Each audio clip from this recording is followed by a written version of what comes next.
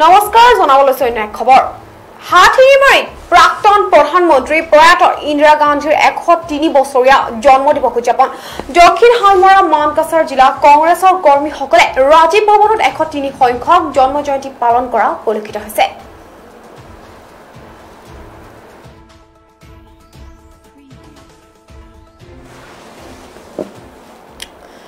দক্ষিণ হালমৰা মানকাছাৰ জিলাৰ সদৰ হাতীমাৰী কংগ্ৰেছ ৰাজীৱ ভৱনত আজি পুৱা 11 বজাত দেশৰ প্ৰথম মহিলা প্ৰধানমন্ত্ৰী প্ৰয়াত ইন্দিৰা গান্ধীৰ 103 বছৰীয়া জন্মদিবস উদযাপন কৰিলে দক্ষিণ হালমৰা মানকাছাৰ জিলা কংগ্ৰেছ কৰ্মীসকলে।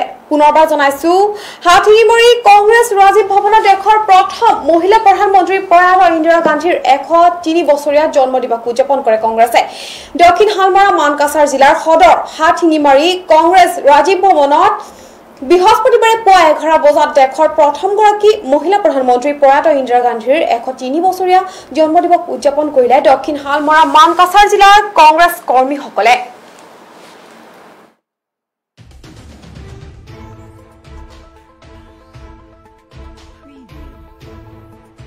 प्रदेश कांग्रेस कमिटिर माननीय सभापति रिपुन बड़ा देवर निर्देश मते आज आमी भारतवर्षर प्रथम महिला प्रधानमंत्री प्रियदर्शिनी इंदिरा गांधीजी जन्मजयंती 104तम সেই উদ্দেশ্যে আমি আমার ঠেকামারি ব্লক আর মানকাছার ব্লকৰ উদ্যোগত আজি এই কাৰ্যসূচী গ্ৰহণ কৰিছোঁ যে লৌহ মানৱী প্ৰিয়দৰ্শিনী ইন্দিৰা গান্ধীজি ভাৰতবৰ্ষৰ প্ৰথম তৃতীয় প্ৰধানমন্ত্ৰী।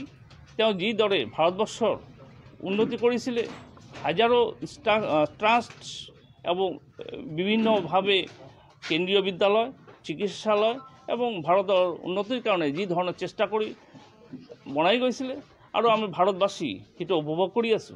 কিন্তু হঠাতে আর ইন্দিরা গান্ধীজির আমি আদর্শ যাতে আদর্শিত হই ভারতবর্ষত উন্নতি পথত লৈ যাব পাৰোঁ তাৰ কাৰণে আজি আমি গোটেই কংগ্ৰেস কৰ্মী জনসাধাৰণে এক গোট হয়ে আজি এই প্ৰোগ্ৰামটা কৰিছোঁ। ইন্দিৰা গান্ধীৰ জন্মজয়ন্তী তাৰ শ্ৰদ্ধাঞ্জলি জনাও আৰু তাৰ আশীৰ্বাদ লৈ যাতে কাম কৰিব পাৰোঁ। আৰু এই ইন্দিৰা মহিলা প্ৰধানমন্ত্ৰী শ্ৰীমতী ইন্দিৰা গান্ধীজীৰ জন্মজয়ন্তী পালন কৰিলোঁ আৰু তেওঁৰ আদৰ্শৰেই যাতে মহিলা কংগ্ৰেছ আগবাঢ়ি যায়, সদায় আগবাঢ়ি আহিছে আৰু ভৱিষ্যতেও আগবাঢ়ি যাব ইয়াকে আমি কৈছোঁ। আৰু ইয়াৰ জৰিয়তে আমি প্ৰতিজন মানুহকে একচুৱেলি কৈছোঁ, প্ৰতিজন পেৰেণ্টছক কৈছোঁ, প্ৰতিটো ভাইক কৈছোঁ, প্ৰতিটো হাজবেণ্ডক কৈছোঁ, আপোনালোকৰ সমাজত আমালোকৰ সমাজত সদায় পুৰুষতান্ত্ৰিক সমাজ আমাৰ এইটো, ইয়াত সদায় মহিলাক পিছফালে ৰাখে। আপোনালোকেও আপোনালোকৰ ছোৱালীক আগবঢ়াই দিয়ক। হয়তো তাৰ পৰাই কোনো ইন্দিৰা গান্ধী ওলাব, তাৰ পৰাই কোনো কল্পনা চাওলা ওলাব, তাৰ পৰাই কোনোবা এনেকুৱা এজনী ওলাব হয়তো যাৰ নামৰ কাৰণে যাৰ কৰ্মৰ কাৰণে পিছত আপোনাকো পৃথিৱীয়ে মনত কৰিব। সেইকাৰণে সদায় ছোৱালীক আগবাঢ়ি দিয়ক, কাৰণ আপোনাৰ সহায়ে আপোনাৰ ছোৱালী বোৱাৰী জীয়ৰী সকলোকে কিন্তু সমাজৰ এজনী প্ৰতিষ্ঠিত কৰিব পাৰে। এইখিনিকৈ শেষ কৰিছোঁ। মহিলা